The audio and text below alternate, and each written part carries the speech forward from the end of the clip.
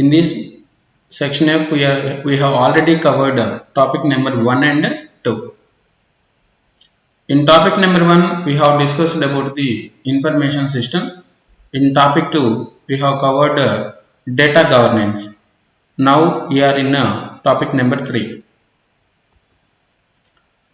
Section of topic 3 is dealing with technology enabled financial transformation. I repeat, in this topic number 3, we are going to check the technology based finance transformation. So, technology based finance transformation. How the technology will be involved in case of financial transactions and everything.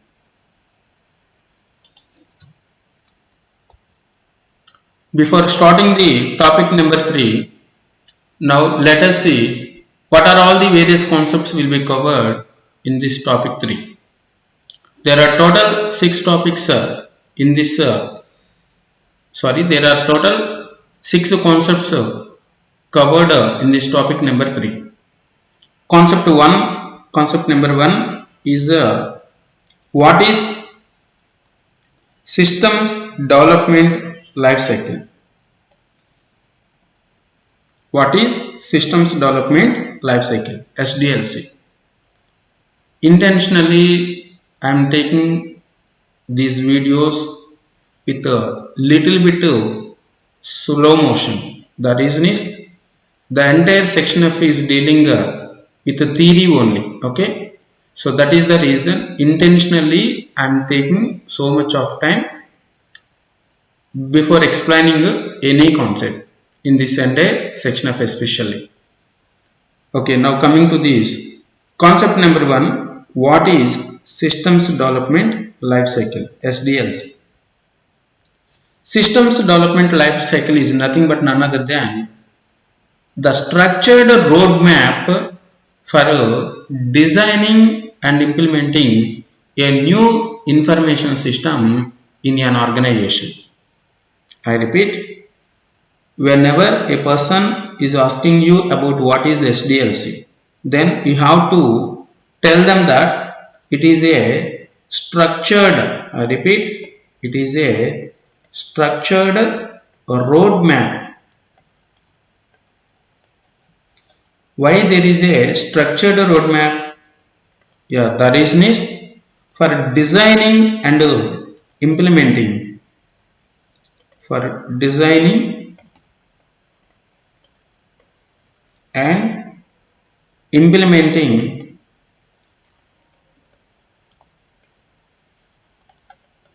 for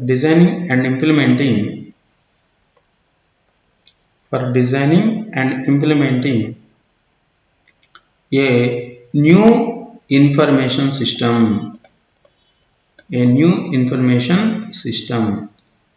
where it is to be designed and implemented. Here it means a new information system, where this new information system will be designed and implemented. Yes, it will be implemented in an organization. So that is within an organization. I will tell you in a simple way. System development life cycle means every company is running its own way of methodology for manufacturing a particular product or to render a particular service. Even if you think a particular company is running well regarding its operations point of view, regarding its structure of the organization point of view, whatever it is, but even there is a space available for the organization to develop more and more beyond the present situation. To go beyond the present situation, the company needs to analyze itself continuously. So where the content in this where the concept of SDLC will come into picture. That is, there are 5 steps available to the company to analyze their present system. Based on these 5 steps, the company can design a new system. The company can implement the new system by replacing the existing information system. In this SDLC, there are total 5 steps available. Through these 5 steps process, any company, so these any with these 5 steps process, any company can implement can design new information system within an organization.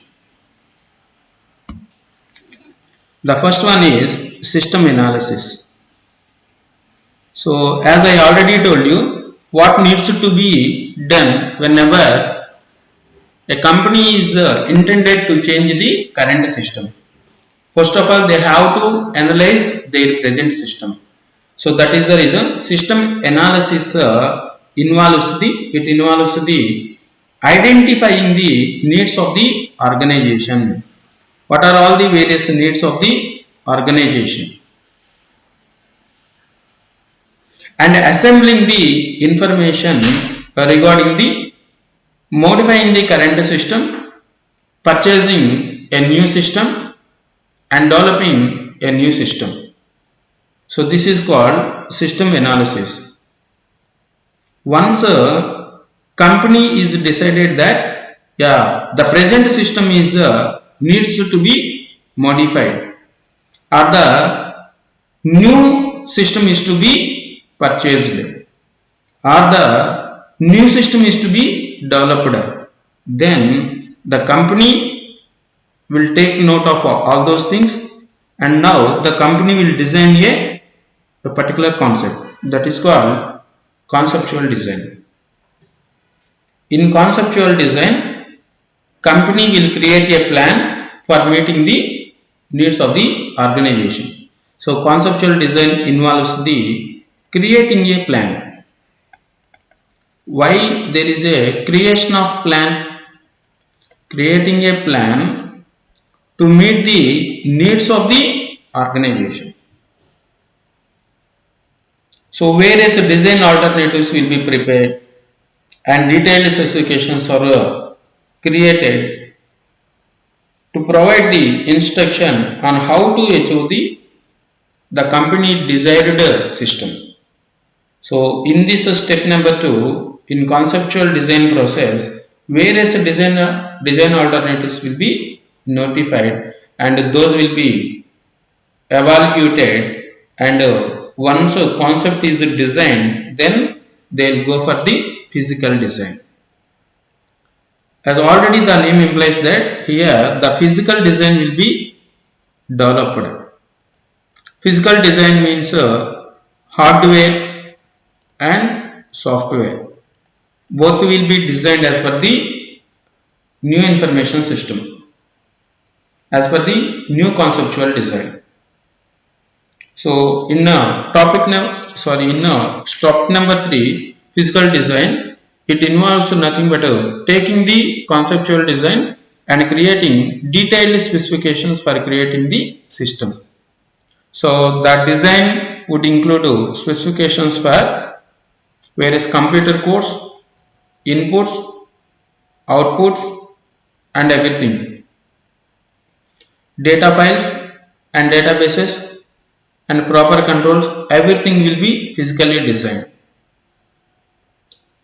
And once physically designed, the next step is implementation and conversion. So whatever hardware and software is developed, that needs to be installed with the new system. So that is the reason implementation and conversion involves the installation of the new system including hardware and software. So the new system is now tested and users are always trained with the new standards and with new procedures, and controls are instituted within an organization. So after implementation, the next one is operations and maintenance. Always the operations and maintenance is nothing but a ongoing process, because it involves running the system, checking the performance, making whatever adjustments as necessary, and maintaining the overall system. So improvements if at all is needed, then whatever whatever problems are identified, those will be fixed always, and ultimately the system will be improved. So this is called SDLC.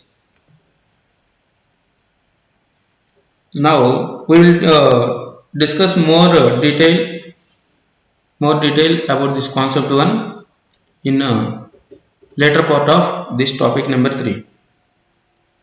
Now coming to the concept number 2, role of business process analysis or BPA, business process analysis, in improving the system performance. Then what is the meaning of business process analysis? Business process analysis is nothing but relating to the how our company is maintaining the business operations, that is the way companies run their businesses. So simply business processes are the way the companies run their businesses. The quality of a company's system performance directly impacts the overall performance of the company. So that companies always want to find ways, various ways to improve themselves. So to do things better, to do things at a cheaper rate, and to do things at a faster rate, and even not to do, if at all non-value added activities are there, not to do those activities. Why all these activities will be done by the company? So to increase the profitability.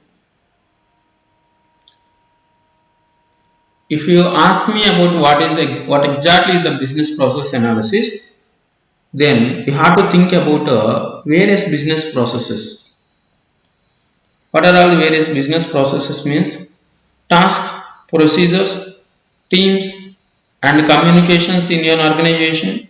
What the company is doing every day to provide their products and services to the customers.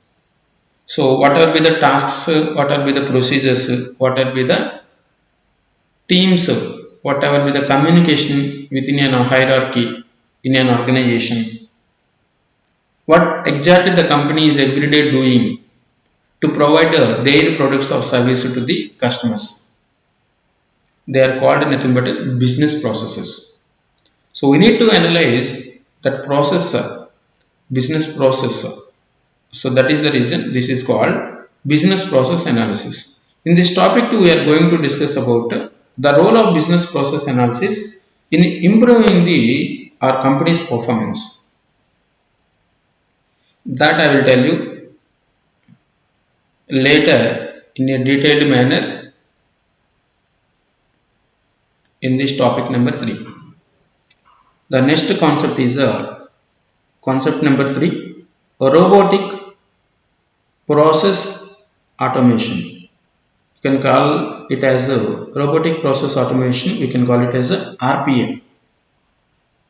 Here also process, but in concept through business process analysis, but here robotic process automation. In concept number 3, we are always thinking about the process automation. Whatever be the processes are there in our organization, those needs to be automatically done with the help of the various robotic tools. So robotic process automation is nothing but it is a technology that can automate business processes that are rules based. I repeat, that are rules based,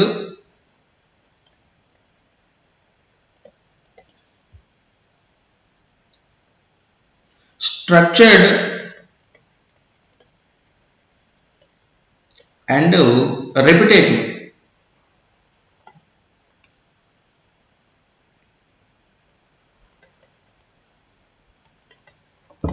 So remember that rules based, structured and repetitive.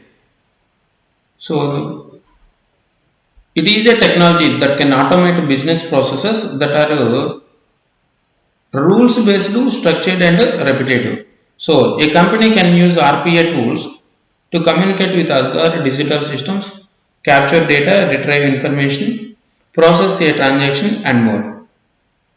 So generally, as of now, financial firms were the first to use RPA tools, but now other industries which are using RPA is healthcare, retail, manufacturing and more companies.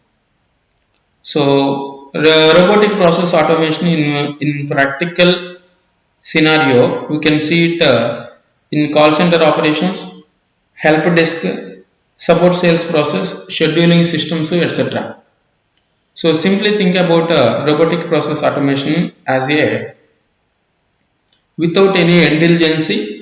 So whatever the normal routine tasks are there in an organization, they can be performed by these robotics.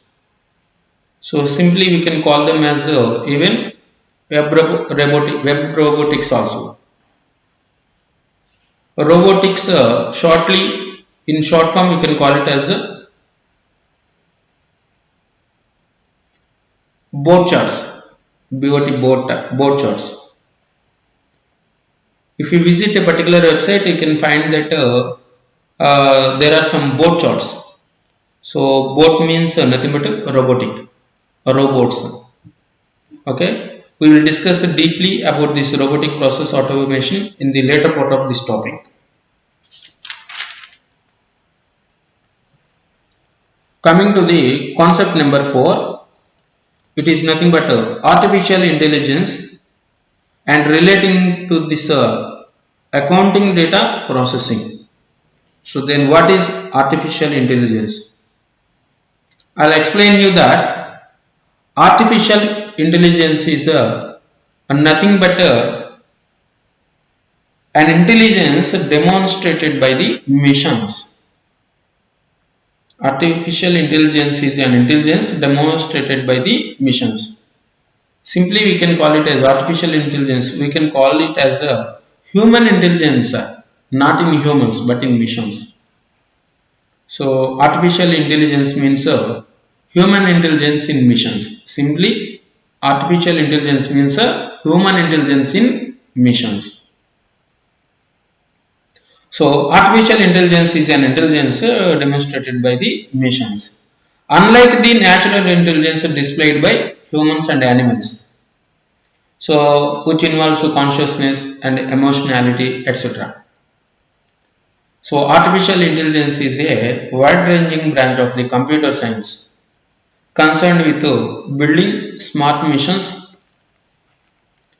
So those smart machines are now capable of performing tasks that typically require human intelligence.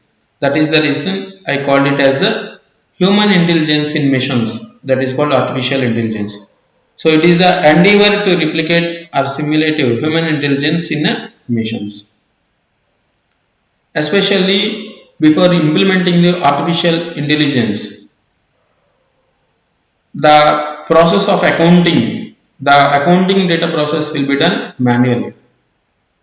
So whenever there needs to be processing of the purchase order based on the paper, so automatically paper based form is to be filled out and then manually entered into the company's purchasing system.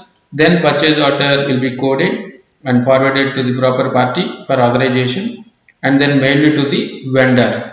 Then vendor will send the whatever raw material required by our company.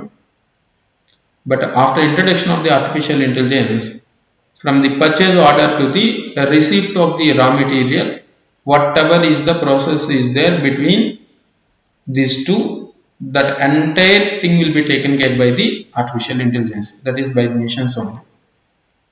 So human intelligence in machines. So that is now electronic processing is done with the artificial intelligence.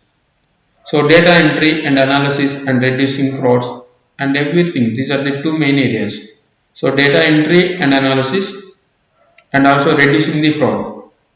Whenever a human is interacting with any business process, automatically there are so many chances for the errors. When compared with the humans, if a company is using artificial intelligence, then there is a lesser chance about the fraud also. So a significant benefit of artificial intelligence, you can assume that they can even learn from their mistakes and be programmed to not repeat those mistakes. So that is the beauty part of the artificial intelligence. Once if at all they have made any mistake, the same mistake can be rectified by those machines themselves, and they will not definitely will repeat those mistakes. So but anyhow artificial intelligence is expensive to implement. So that is the reason artificial intelligence, even though it is performing intellectual tasks from the company's end, but to implement this AI by companies, it is very expensive. So this is about artificial intelligence, and we can discuss more about this artificial intelligence in the later part of this topic. And see the students, this concept one system development life cycle, that itself is the one independent concept, you can assume like that. So concept two business process automation, this is also one independent concept. But a robotic process automation, so that is RPA, and artificial intelligence, these two are nothing but relating to the process automation. So process automation has been divided into robotic process or by the artificial intelligence. The difference between robotic process and artificial intelligence is a robotic process always involves with the daily routine tasks where intelligence is not required. But artificial intelligence is always involves with the intelligence, somewhat intelligence is required, some pattern recognition in an analysis, everything will be performed by the artificial intelligence. So that is the main difference between concept 3 and 4. But concept 3 and 4 will come under process automation. Okay. Now, what is cloud computing? So cloud computing is nothing but outsourcing computer operations to an outside provider. So this is nothing but outsourcing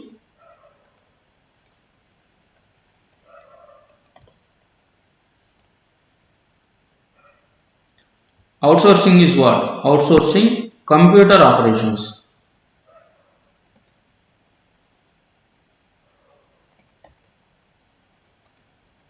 To whom this outsourcing will be given by the companies?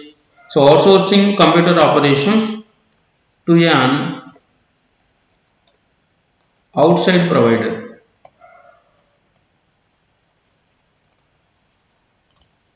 So this is called cloud computing. Computer hardware and software is generally expensive and requires more maintenance.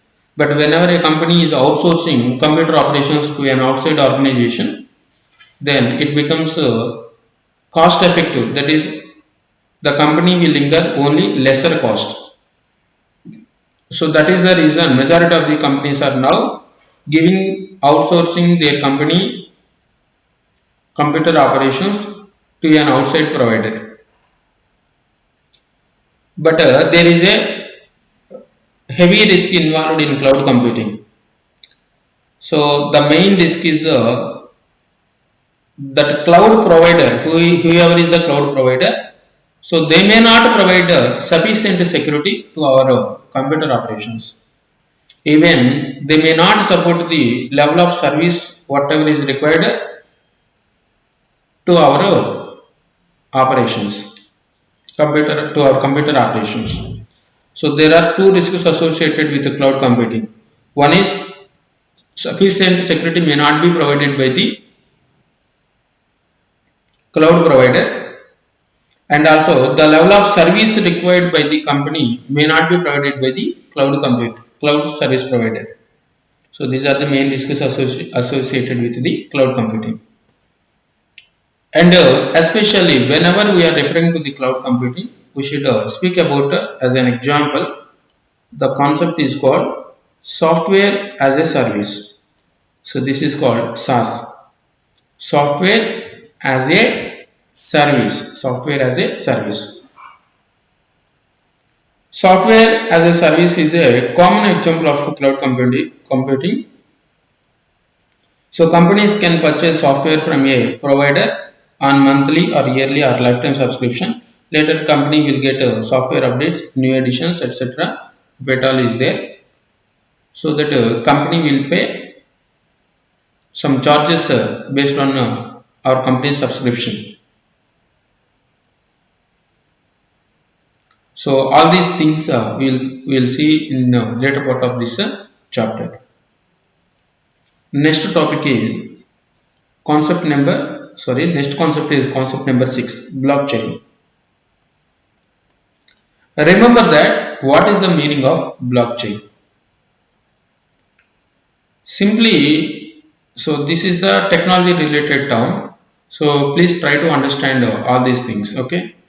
So blockchain is a digital record of transactions. I repeat, blockchain is a digital record of transactions.